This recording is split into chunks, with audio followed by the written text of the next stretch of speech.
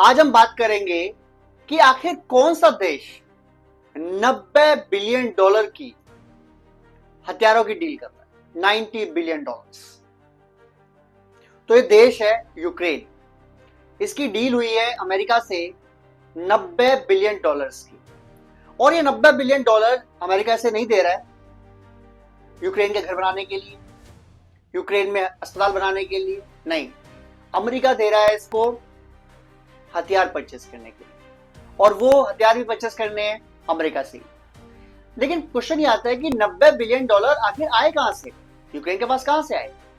तो ऐसा माना जा रहा है कि कुछ तो इसमें डील जो है, अमेरिका कह रहा है कि हम आपसे ड्रोन परचेस कर लेंगे, तो तकरीबन 1-2 बिलियन डॉलर की हम आपसे ड्रोन ले लेंगे, कुछ आपसे हम और चीजें ले लेंगे जिसमें यूरेनियम वगैरह है। उसके अलावा इसमें कुछ डोनेशन दे रहे हैं इसको सारे नाटो कंट्रीज मिलके, तकरीबन 2-2 बिलियन डॉलर भी दे रहे होंगे, तो 30-40 बिलियन डॉलर बन जाएगा। बाकी अमेरिका आपको फंड कर देगा।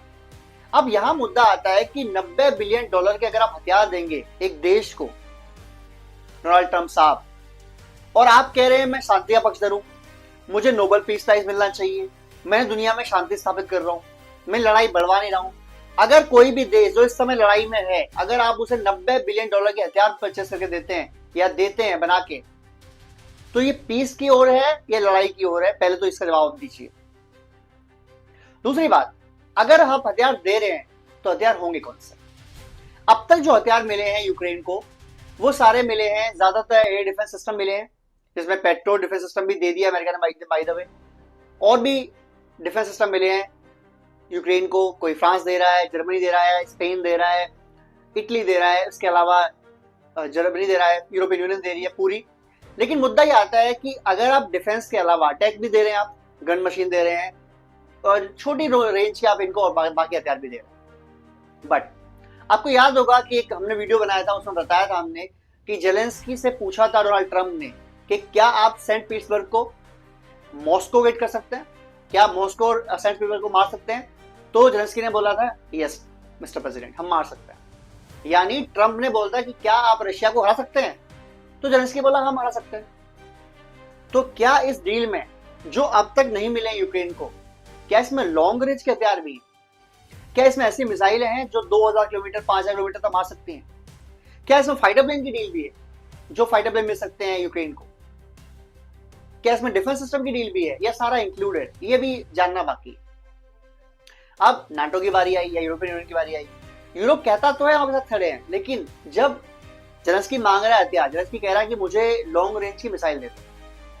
अब वो कह रहा है कि रशिया के लोग मर रहे हैं, ठीक है, वॉर फ्रंट चल रही है, जहां लड़ाई हो रही है वहां रशिया के लोग भी मर रहे हैं, यूक्रेन के मर रहे हैं, यूक्रेन के 10-12 गुना ज्यादा मर रहे हैं, रशिया कम मर रहे हैं, पर मर रहे हैं। बट जैसे यूक्रेन की शहरों में मिसाइलें गिर रही हैं, ड्रोन्स गिर रहे हैं, वैसे क्या रशिया के शहरों में दिक्कत है? आंसर है नहीं। रशिया के शहरों में कभी एक आध बार आपने ड्रोन छोड़ दिए, ड्रोन गिरा दिए, वो ठीक है, बट नॉर्मली मिसाइल वगैरह नहीं हिट कर रही है, मिसाइल वगैरह नहीं मार पा रहे हैं आप। इसका मतलब रशिया की सिटीज को एज सच फिलहाल कोई खतरा नहीं है। बट अगर उसको लॉन्ग रेंज के मिसाइल मिल जाते हैं, लॉन्ग रेंज के हथियार मिल जाते हैं, तो फिर रशिया के अंदर ये डीप स्ट्राइक कर सकते हैं। उसके बदले में रशिया क्या करेगा, दैट इज अ सेपरेट बात, बट कर सकते हैं। अब फ्रांस ने बोला कि आप मिसाइल दे दो, मना कर दिया। यूके से बोला, मना कर दिया। जर्मनी से बोला, मना कर दिया। मान लो वो दे देते हैं, यूरोपियन कंट्रीज जो है वो दे देती है। अगर वो ऐसा करती है तो डायरेक्ट पंगा हो जाएगा रशिया से, और रशिया से डायरेक्टली कोई लड़ना चाहता नहीं, ना कोई यूरोपियन कंट्रीज, ना पूरा नाटो, इंक्लूडिंग अमेरिका, डायरेक्ट लड़ना नहीं चाहते। उन्हें पता है कि रशिया फिर डिस्ट्रॉय कर देगा, बहुत ज्यादा दिक्कत हो जाएगी। अब मान लो कि फ्रांस ने मिसाइल दे दी, या जर्मनी मिसाइल दे दी, या यूके ने मिसाइल दे दी, और वो मिसाइल यूक्रेन ने मार दी, और रशिया के किसी बहुत अच्छे शहर को टारगेट करके 20-30-50 मिसाइलें मार दी, और मान लो वहां कुछ लोग मर गए और कुछ उनका नुकसान भी हो गया। उसके बाद रशिया पूछेगा कि ये मिसाइल आई कौन। पुतिन बोलेगा ये मिसाइल थी किसकी, क्योंकि यूक्रेन में तो मिसाइल ऐसी है नहीं। मालूम पड़ा फ्रांस की मिसाइल थी, मालूम पड़ा यूके की मिसाइल थी, मालूम पड़ा जर्मनी की मिसाइल थी, ठीक है। अगली बार वो कहेगा एक काम करो, जहां से मिसाइल आ रही है वहां मारो, क्योंकि अगर आप रशिया के खिलाफ लड़ने के लिए हथियार दे रहे हो जो रशिया के लोगों को मार रहे हैं, तो फिर रशिया लीगली हकदार हो जाएगा आपके ऊपर हमला करने के लिए। और फिर यूरोप की कंट्रीज इतने से है, बिल्कुल इतने कंट्रीज है, जो कोई 100 किलोमीटर की कंट्री है, कोई 50 किलोमीटर कंट्री है, कोई 150 किलोमीटर कंट्री है, इनको ऐसे रशिया से खा जाएगा, बिल्कुल जस्ट लाइक दैट खा जाएगा। तो डायरेक्ट लेना चाहते ही नहीं।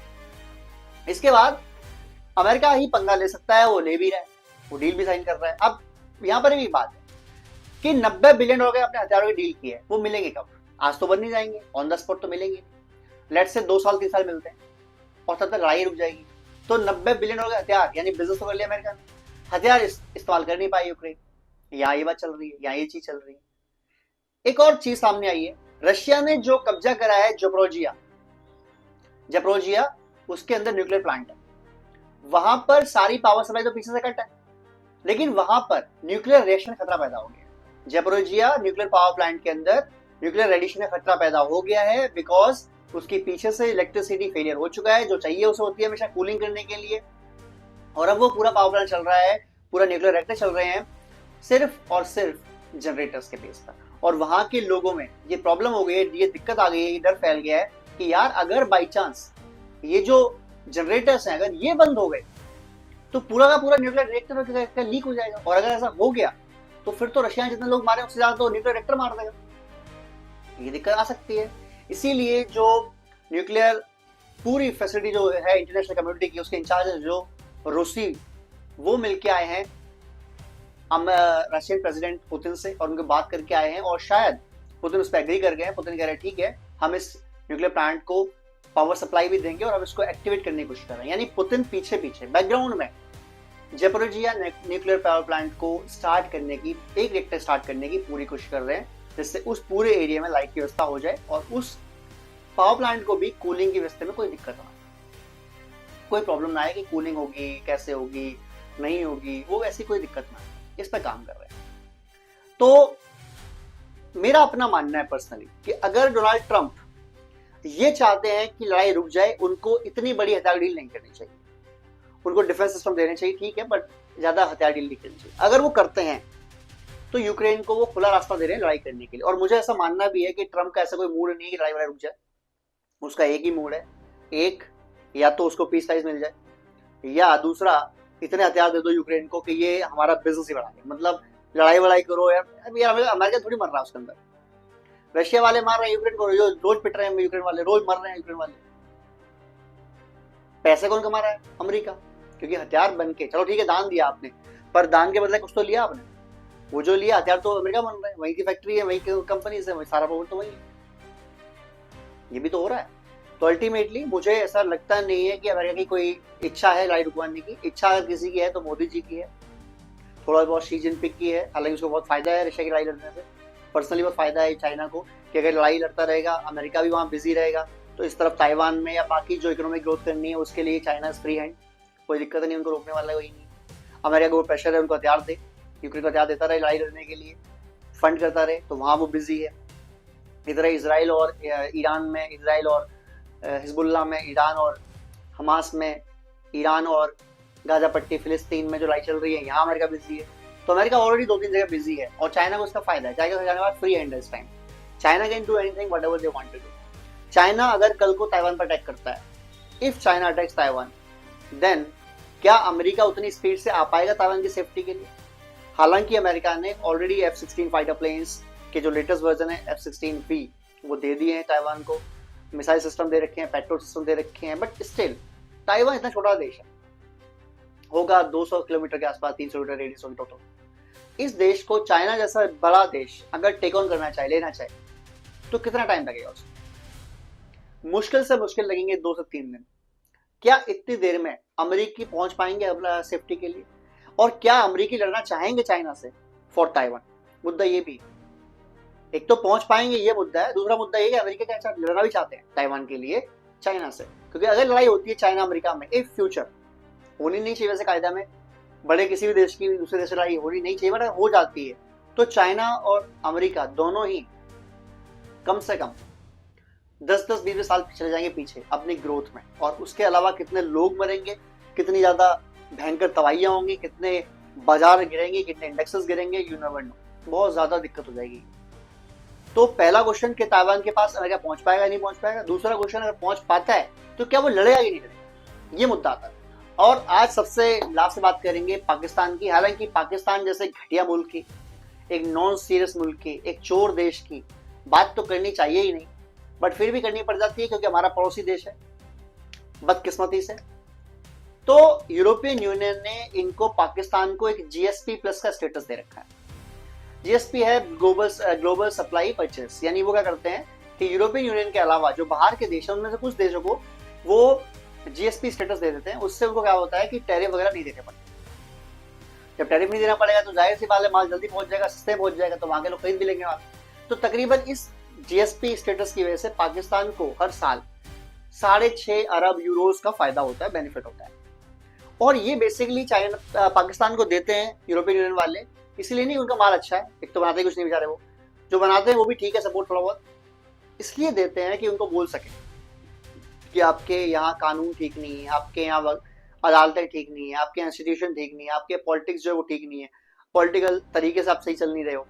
और उन्होंने ये लेटर भी लिख दिया पाकिस्तान को कि भैया हम आपका रिव्यू कर रहे हैं जीएसपी स्टेटस। 21 में भी उन्होंने कहा था लेटर, और उन्होंने फिर कह दिया है कि हमने आपको स्टेटस को रिव्यू कर रहे हैं क्योंकि एनवायरमेंट आप काट रहे हो, पेड़ पौधे आप काट रहे हो, खत्म कर रहे हो एनवायरमेंट को। लीगल सिस्टम आपके यहाँ कोई है ही नहीं, सारे आपके जज बिके होते हैं। पॉलिटिकल सिस्टम आपके यहाँ कुछ है नहीं, पार्टी के लीडर जो होते हैं, जो दूसरा आता है वो पहले उठाता है, जेल भर देता है। आप चेंज होंगे तो आप उठा के उसको जेल भर देंगे, तो यही काम है आप लोगों के यहाँ, ठीक है। टेररिस्ट आप बनाते रहते हैं, लोगों के यहाँ कोई कदर नहीं है, एजुकेशन सिस्टम में कोई ध्यान नहीं है। तो आप बेसिकली अपने लोगों को ठीक करो, हम इसके लिए आपको पे कर रहे हैं। ये पे कर रहा है यूरोपियन यूनियन पाकिस्तान को जानबूझ के, ताकि पाकिस्तान के अंदर हर चीज की दखलंदाजी कर सके। कल को मान लो भाग हो रहते हैं कि आपके यहाँ ये ठीक नहीं, बात कहेगा अब तू कौन है भाई, तेरा खाते हैं क्या हम तो तेरा नहीं मानते, हम तो बोलते तो तू है कौन हमारे बारे में बोलने वाला। लेकिन पाकिस्तान को बोल देंगे यूरोपियन यूनियन, पाकिस्तान कहता है यार तुम मेरे घर में आओ और पूरे घर में धनिया मिर्च बोल दो, कोई दिक्कत नहीं है, बस पैसे दे देना, आप मेरे घर में आओ। पाकिस्तान वालों कहते हैं, पीएम कहता है पाकिस्तान का, आप मेरे पास आओ, 2 जूते मारो रोज, कोई दिक्कत नहीं है, बस पैसे दे देना। तो ऐसे लोगों को पैसे मिलते हैं और पैसे बदले इनकी कुटाई होती है इस तरीके से। बहरहाल दोस्तों, आपको क्या लगता है जीएसपी स्टेटस चलता रहेगा या हट जाएगा? मुझे लगता है चलता रहेगा, क्योंकि पाकिस्तान को जूते मारने का अगर 6.25 अरब यूरो देना पड़ रहा है पूरे यूरोपियन यूनियन को, तो कोई बड़ी बात नहीं उनके लिए। वो कहेंगे ठीक है जूते मारते रहो यार, मारते रहो जूते। हालांकि पाकिस्तान खुश हो जाएगा, पाकिस्तान कहेगा यार ये तो कुछ बना के बेचना पड़ रहा तो मिल रहा है, मैं फिर से भीख मांग लाऊंगा, कोई दिक्कत थोड़ी है। बेकारिस्तान है और चोरिस्तान भी बन गया तो लेटेस्ट। एनीवेज गाइस, आपको वीडियो अच्छा लगा हो तो प्लीज शेयर करें, सब्सक्राइब करें, कमेंट करें। जय हिंद, जय भारत।